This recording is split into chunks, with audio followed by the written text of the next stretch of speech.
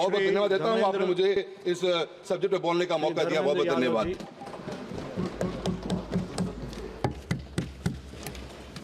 धन्यवाद सभापति जी। सभापति जी, माननीय वित्त मंत्री जी द्वारा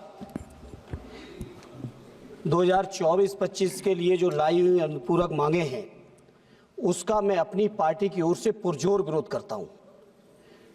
विरोध केवल इस बजट के लेने का या स्वीकृति देने का नहीं है। सरकार की एक प्रक्रिया है, बजट आप लेंगे। सवाल इस बात का है सभापति जी कि जिन मुद्दों पर, जिन बातों के साथ, जिन वादों के साथ आज ये सरकार दिल्ली में बैठी है, मैं पूछना चाहता हूं कि हर साल 2 करोड़ रोजगार देने का वादा करके आजाद भारत की सबसे ज्यादा बेरोजगारी दर अगर कभी हुई है तो आज की तारीख में है। लेकिन वित्त मंत्री जी, इस मुद्दे पर कभी आपकी बात नहीं निकलती है। पप्पू भाई चर्चा कर रहे थे काले धन की, मैं उनकी बात का समर्थन करता हूं। स्विस बैंक से 100 दिन के अंदर काला धन लाने का वादा करने वाले लोग 11 साल में भी काला धन नहीं ला पाए। सभापति जी, हमारे किसान भाइयों को स्वामीनाथन जी की सिफारिशों के अनुरूप उनकी फसलों की लागत का 1.5 गुना समर्थन मूल्य देने का कानूनी वादा करने के बावजूद ये केंद्र की सरकार ने आज तक उस कानून को लागू करना तो बहुत दूर की बात, अगर उसको लागू करने की मांग करने के लिए किसान चलते हैं हरियाणा से तो संधू बॉर्डर पे ही रोक दिए जाते हैं, नहीं मानते हैं तो जेलों में डाल दिए जाते हैं, उन पर फायरिंग की जाती है, ढोंग करने के लिए फूल भी बरसाए जाते हैं, उसके ऊपर से फायरिंग कर दी जाती है।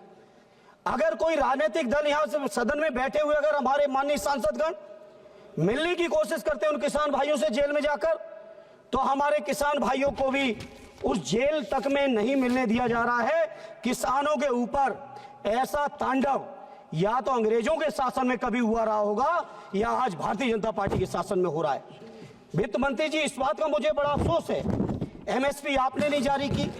आपने तकरीबन सारे विभागों के लिए बजट में अनुपूरक मांगे की हैं, लगभग 102 मदों में मांग की है, और मैं 102 मदों में जितनी भी मांगे हैं सब पे तो प्रकाश नहीं डाल पाऊंगा, समय नहीं दे पाएंगे सभापति जी, लेकिन जिन जिन पे भी नजर दौड़ाई आपने कहीं काम नहीं किया।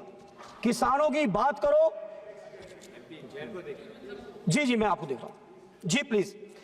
मैं अगर बात करूं किसानों की तो डीएपी आप नहीं दे रहे, एमएसपी आप नहीं दे रहे, कर्ज माफी का वादा आपने किया था, आज तक कर्ज माफ नहीं हुआ। अगर कोई बड़े उद्योगपति हैं तो उनके लाखों करोड़ कर्ज माफ होंगे, अगर किसानों के ऊपर कहीं 10-20 हजार रुपए भी छूटता है तो उनके लिए पुलिस से वसूली कराई जाती है आपकी सरकार के माध्यम से। इसे मैं इस मौके पर मांग करता हूं अपने किसान भाइयों के लिए, जैसे समाजवादियों ने कभी व्यवस्था बनाई थी, सदैव नेताजी ने उत्तर प्रदेश के अंदर किसानों को पेंशन देने का काम किया था, हम चाहते हैं केंद्र सरकार हमारे किसानों को भी पेंशन दे, हमारे मजदूरों को भी पेंशन दे। ऐसे सभापति जी, जहां किसानों की समस्या है, नौजवानों के साथ हम समाजवादियों का नारा रहा है कि बेकारों को काम दो या बेकारी का दाम दो, दवा पढ़ाई मुफ्ती हो, कपड़ा रोटी सस्ती हो। मैं अपने नौजवानों के लिए मांग करता हूं केंद्र की सरकार से कि प्राइमरी से लेके, नर्सरी से लेके और पोस्ट ग्रेजुएशन और रिसर्च तक की हमारे नौजवानों को पढ़ाई मुफ्त कराई जाए। हमारे नौजवान न केवल पढ़ने के बाद जिस तरह से भटक रहे हैं, रोजगार के नाम पे लाठी खा रहे हैं, इलाहाबाद में अलग लाठी चल रही है, लखनऊ में 69 रियासत शिक्षक अलग लाठी खा रहे हैं, देश के अलग अलग इलाकों में अलग अलग लाठी खा रहे हैं। उनके नौजवानों को लाठी ना मिले बल्कि सरकार की ओर से नियुक्ति पत्र मिले, ये हमारी आपसे प्रार्थना है। आज उत्तर प्रदेश के अंदर अकेले हम बात करें 2 लाख से ज्यादा शिक्षकों के पद खाली पड़े हैं, तो ये केंद्र की सरकार के लोग जवाब दें, आखिर उन पदों को कब भरने का काम करेंगे। पेट्रोलियम के दाम के नाम पर लगातार, ये सही है कि प्रधानमंत्री जी की बात का विश्वास देश की जनता ने किया, उनकी बातें, उनके भाषण पे लोगों ने भरोसा किया, हमें विपक्ष के होने के बावजूद स्वीकार करने में संकोच नहीं है। लेकिन वित्त मंत्री जी जब इतना भरोसा किया है तो आखिर उस भरोसे को पूरा करने की जिम्मेदारी किसकी है।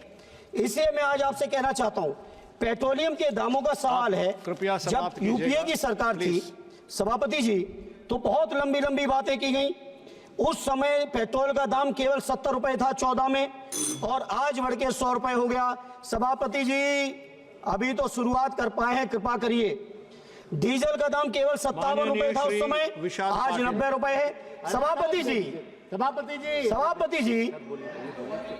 इसी तरह से I will decide whether it is a warning or final. I will decide, please. No, I have given him a lot of opportunities. I am giving you 30 seconds. Please conclude. सभापति जी, Okay, 1 minute. Please conclude. Gas का दाम 1200 था, 400 था, आज 1200 हो गया है।